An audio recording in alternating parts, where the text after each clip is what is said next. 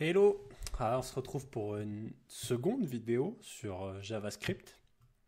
Alors là, on va discuter d'un sujet que j'aime bien aussi, qui est les itérables, les valeurs itérables et les itérators, parce que je pense qu'il y a pas mal de choses à dire et à découvrir sur ce sujet.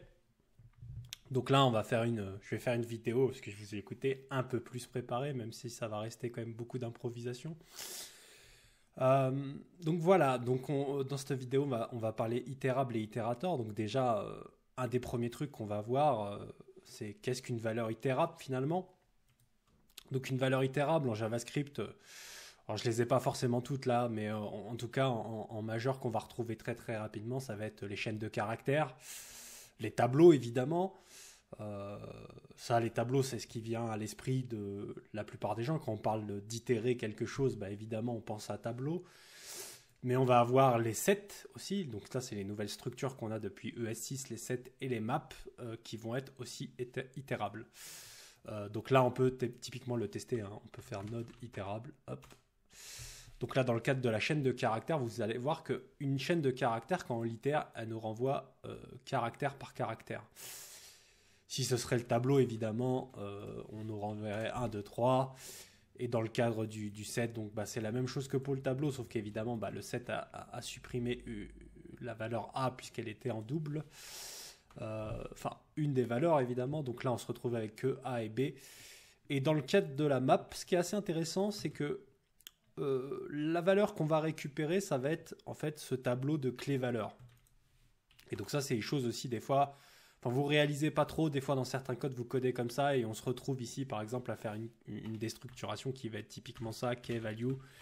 Euh, Hop. Et ça, c'est des codes qu'on écrit beaucoup, peut-être sans trop se rendre compte de ce qu'on fait. En tout cas, les débutants, ils vont faire ça un peu instinctivement, des fois sans comprendre. Donc là, on voit, voilà, boom, key value, ça nous ressort bien sous ce format-là. Donc mais voilà, donc on arrive à faire ça parce que bah, typiquement, effectivement, on itère sur notre map, elle nous retourne notre tableau de key value et on additionne, enfin en tout cas on complémente ça avec une déstructuration du tableau en key value, ce qui nous permet quand même de très rapidement recréer un objet key value, enfin de changer le format de ce qu'on est en train d'itérer quoi. Donc voilà, on a ça comme les valeurs itérables. Évidemment, tout à l'heure, on verra. On va pouvoir jouer avec un peu les generators pour ceux qui ont commencé à regarder. Et puis ceux évidemment qui n'ont jamais fait de generator, je les inviterai à aller se renseigner et aller voir la vidéo, bah, notamment avec Tony que j'ai fait sur les generators, parce qu'on va y venir. Donc voilà, donc les valeurs itérables, ça va être vraiment ce qu'on va pouvoir donc itérer. C'est le mot là, c'est vraiment itérer. Donc là, typiquement, on a vu qu'on pouvait utiliser for off pour ça. Donc ça va nous faire une itération. Mais évidemment, on peut aussi constater l'itération par d'autres moyens. Typiquement, vous savez, cet opérateur qui s'appelle spread. Par exemple, si on fait un spread de str, typiquement, on a cette même notion qui vient à partir du moment où vous faites le spread, exception faite de l'objet, parce que l'objet, c'est un peu particulier. Évidemment, quand vous faites un spread d'un objet qui n'a pas de comportement itérable, vous allez avoir des choses un peu particulières.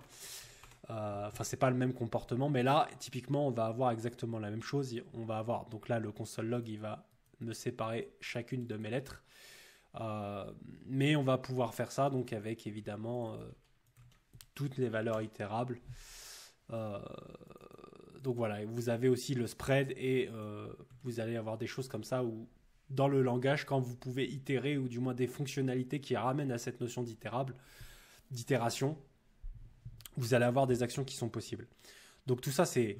Bon, évidemment, je ne rentre pas trop dans les bases, etc. Là, je ne suis pas dans une vidéo qui est spécialement dédiée aux débutants. Si vous êtes un débutant, je vous conseille quand même d'aller continuer à creuser sur ce sujet-là, hein, d'aller voir, par exemple, si vous ne comprenez pas ce qu'un spread, si vous ne maîtrisez pas encore les boucles, etc. Évidemment, là, c'est des notions qui sont un peu avancées pour vous, donc n'hésitez pas à aller vous former en complément. Alors, qu'est-ce qu'un itérateur? Donc là, intéressant. Pareil, on parle d'itérateur, mais c'est vrai que forcément, je vois beaucoup de développeurs s'ils n'ont pas bossé typiquement sur les générateurs, ils vont probablement pas savoir ce qu'est un itérateur, mais typiquement, on va pouvoir écrire des codes. Je vais vous en faire un très rapidement. Imaginons, nous avons une chaîne de caractères qui est hello, Et ça, c'est quelque chose qu'on a abordé aussi dans la vidéo avec Tony, puisque c'est quand même très très lié au générateur. On va pouvoir faire str par exemple, ici, symbole itérator. Mon ancienne vidéo qui tenait des symboles, voilà, là typiquement on va utiliser un symbole qui est natif à JavaScript qui s'appelle symbole itérator et on va faire parenthèse, on va déclencher ça et on va voir qu'ici je vais récupérer effectivement en termes de définition un itérable itérator. Donc je récupère un itérator et ce qui est assez cool avec cet itérator c'est que je vais pouvoir l'utiliser étape par étape. Par exemple là je vais pouvoir faire next, imaginons je vais le faire 2 fois, hop. Donc voilà, on va exécuter notre code. Et on va voir que effectivement notre itérateur, à chaque fois, il va nous renvoyer un objet avec la valeur. Donc la première fois, il va nous renvoyer H et il va nous renvoyer done false parce qu'effectivement, l'itérateur n'est pas terminé. Il sera terminé quand? Au moment où on atteindra le O. Et finalement, c'est ce qui se passe. D'ailleurs, c'est ce qui est utilisé en arrière-fond quand vous faites un for off, un for const value of str. Finalement, tout ce qu'il fait, c'est aller itérer lettre par lettre et vous retournez donc chaque valeur de cet itérable.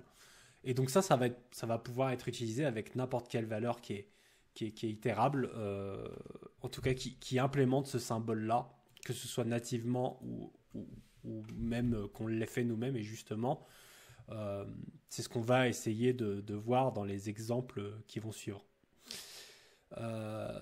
Donc typiquement, imaginons qu'on a un objet, on va pouvoir utiliser effectivement ce fameux symbole itérator pour rendre itérable un objet et définir le comportement d'itération évidemment de celui-ci. Donc là par exemple, j'ai utilisé un générateur ici. Et dans ce générateur, je dis je yield la valeur foo, puis je yield la valeur bar. Alors évidemment, je peux par exemple ici utiliser un spread sur mon objet. Et si je regarde ce que ça nous fait, donc je fais un autre symbole, ça me renvoie bien foo et bar. Évidemment, on pourrait faire un for off de cet objet.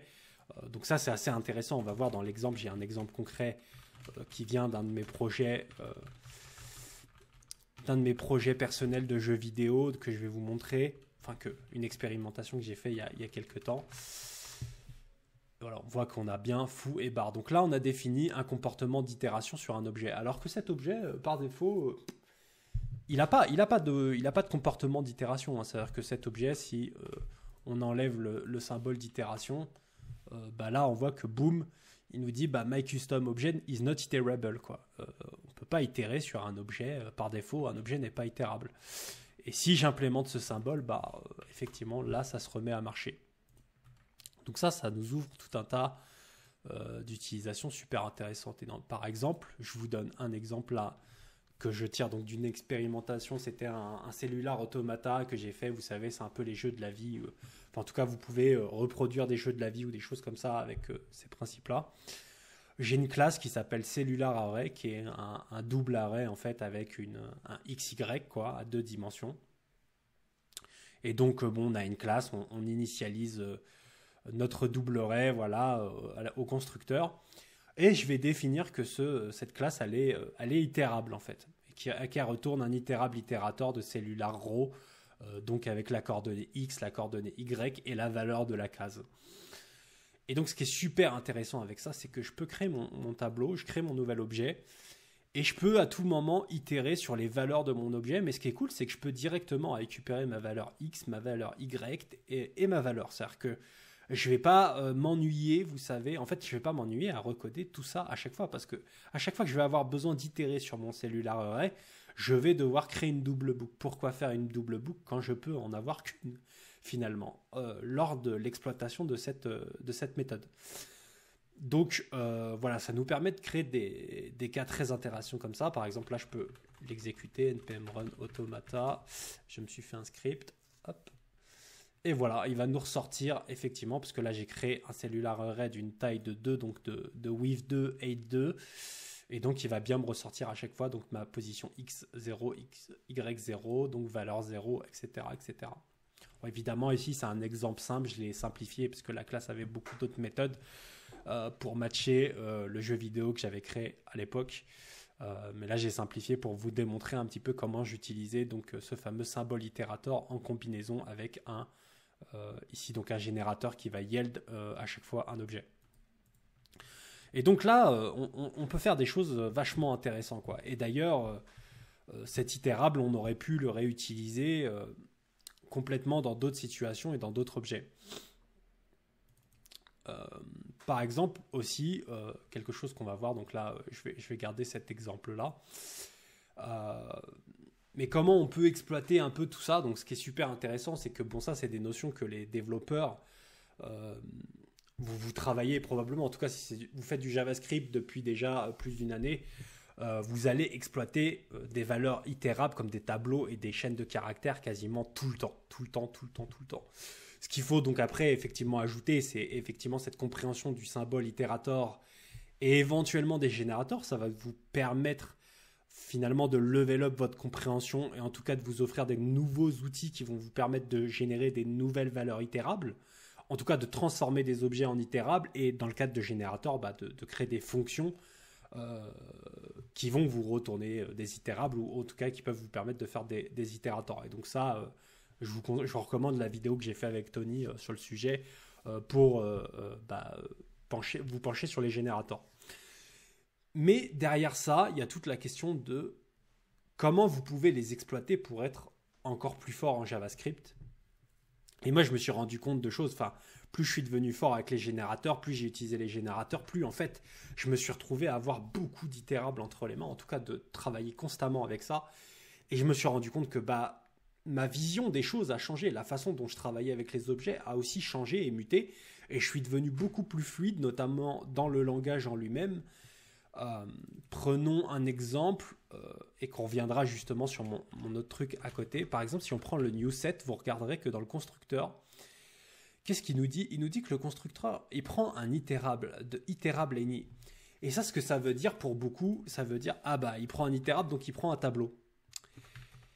Mais non, enfin, je veux dire, un itérable, c'est comme on l'a vu tout à l'heure, ça peut être un autre set, ça peut être une chaîne de caractères, mais ça peut être aussi une fonction générateur.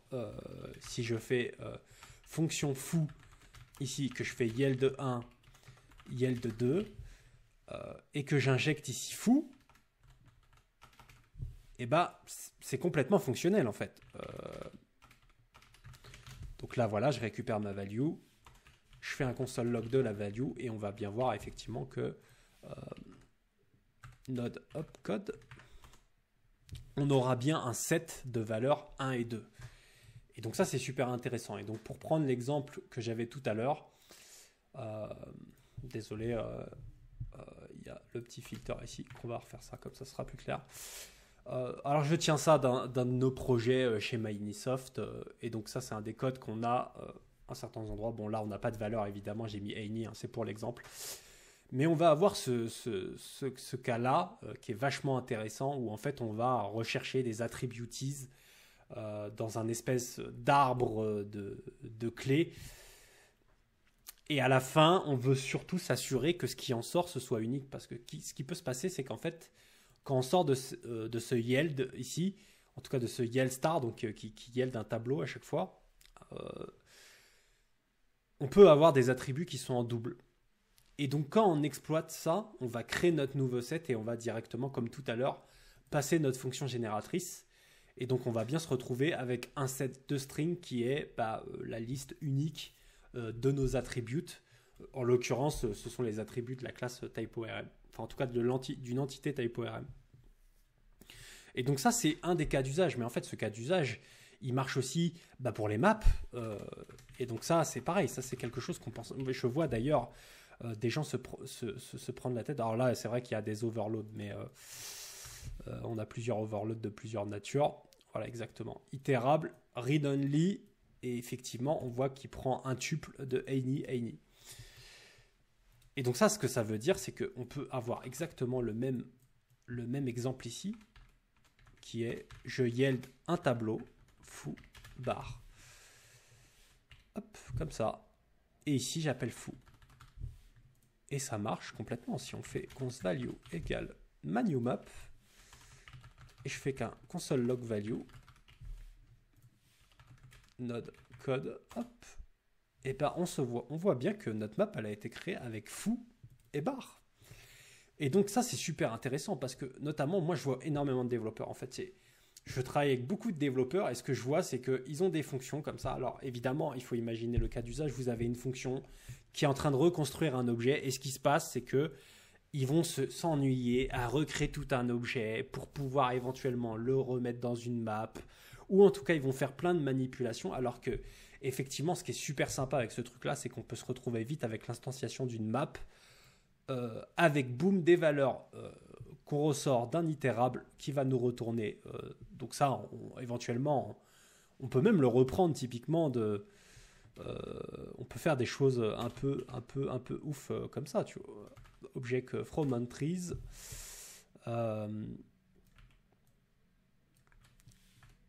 Et ce qu'on va voir, voilà, object from entries. Et là, qu'est-ce qu'il prend? Il prend un itérable.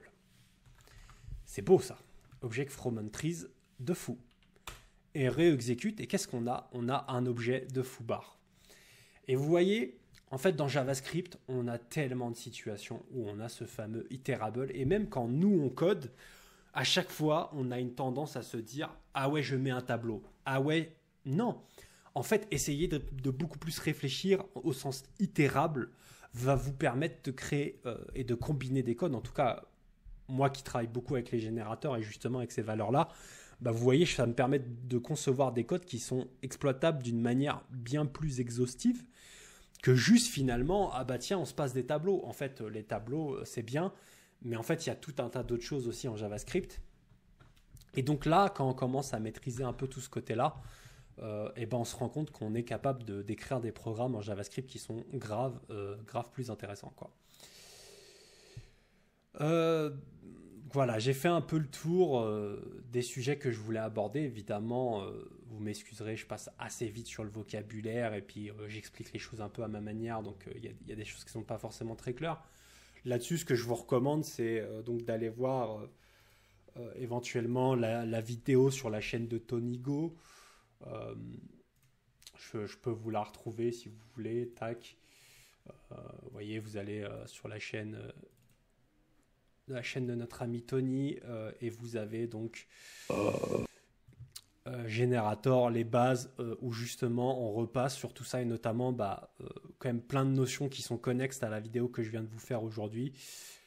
Et je pars même dans des sujets encore beaucoup plus loin dans la seconde qui sont très très intéressants, mais en tout cas qui vous permettraient de comprendre et de pousser un peu plus. Ce que j'ai pas trop abordé dans cette vidéo, c'est qu'effectivement on a symbole itérator, mais vous allez avoir aussi symbole async itérator. Je rentrerai pas dedans, mais la notion est la même. Et la différence, c'est que vous avez donc cet itérator sera asynchrone en plus, donc ça aussi, ça vous permet de faire des choses très intéressantes quand vous travaillez par exemple avec des API, que ça vous retourne des streams, ou en tout cas des données qui ressemblent à des streams, c'est-à-dire qu'ils vont être découpés en chunks. Vous pouvez donc créer des générateurs, les exploiter, les récupérer dans des structures qui prennent des itérables. Et donc, vous pouvez carrément évoluer votre façon de développer avec tout ça. Et donc, c'est super intéressant. C'est un aspect de JavaScript que moi, j'aime beaucoup et que je trouve est grave sous-estimé. En tout cas, les développeurs ne travaillent pas assez autour de ça parce que ça va vraiment améliorer votre façon d'écrire du code. Voilà, j'espère que vous allez aimer cette vidéo aussi. Et n'hésitez pas à me faire des feedbacks dessus. Et on se retrouve probablement pour une autre vidéo sur un sujet encore qui me tiendra aussi à cœur et qui est, je l'espère, aussi un peu spécial. Et voilà, ciao!